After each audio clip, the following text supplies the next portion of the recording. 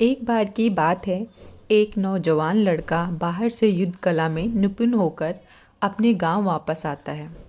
गांव में एक पहुंचे हुए गुरु होते हैं जो गांव के सभी लड़कों को युद्ध कला का आभास कराते हैं।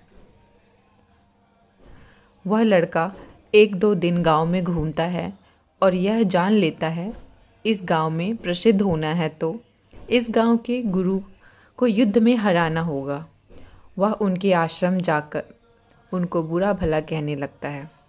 कुछ ही देर में आश्रम की सभी छात्र बाहर आ जाते हैं और अंत में वह गुरु जो युद्ध कला में बहुत अधिक निपुण थे बाहर आ जाते हैं।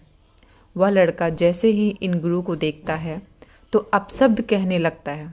कुछ देर तक लगातार यह सिलसिला ऐसे ही चलता रहता है। गुरु शांति और संयम से उनकी बातों को अनसुना करते जाते हैं।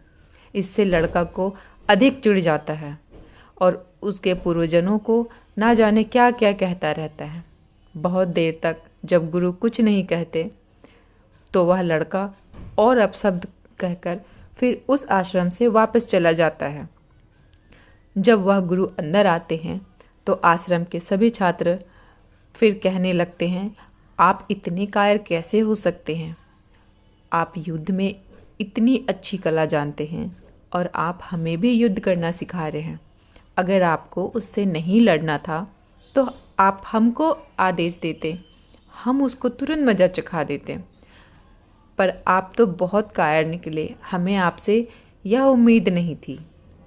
गुरु पहले शांत रहते हैं और अंत में जब सब अपनी बात कह देते हैं और गुरु को दोषी ठहराते हैं तब वह शांत होकर अपने शिष्यों से कहते हैं, मुझे एक बात बताओ, अगर कोई तुमको कुछ देता है और अगर तुम उसको नहीं लेते हो तो फिर वह वस्तु कहाँ जाती है?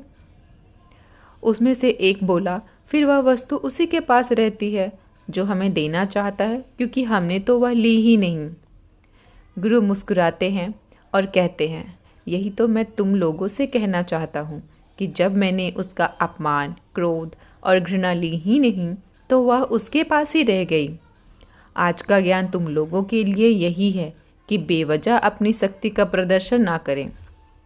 जीवन में तुमको बहुत मूर्ख ऐसे लोग मिलेंगे जो बेवजह तुम्हें मुसीबत में डालना चाहेंगे। ऐसे समय में संयम रखें और इस बात पर गौर करें, क्या वह वस्तु जो वो दे रहा है लेने लायक है या नहीं। अगर वह आपको अपमान दे रहा है तो आप उसको तनिक भी ना लें और वहाँ शांत रहें। शिष्यों को गुरु की बात सुनकर अपनी गलती का एहसास होता है और वह गुरु से माफ़ी मांगते हैं। हमें इस कहानी से यह शिक्षा मिलती है कि बेवजह अपनी शक्ति का परीक्षण नहीं करना चाहिए।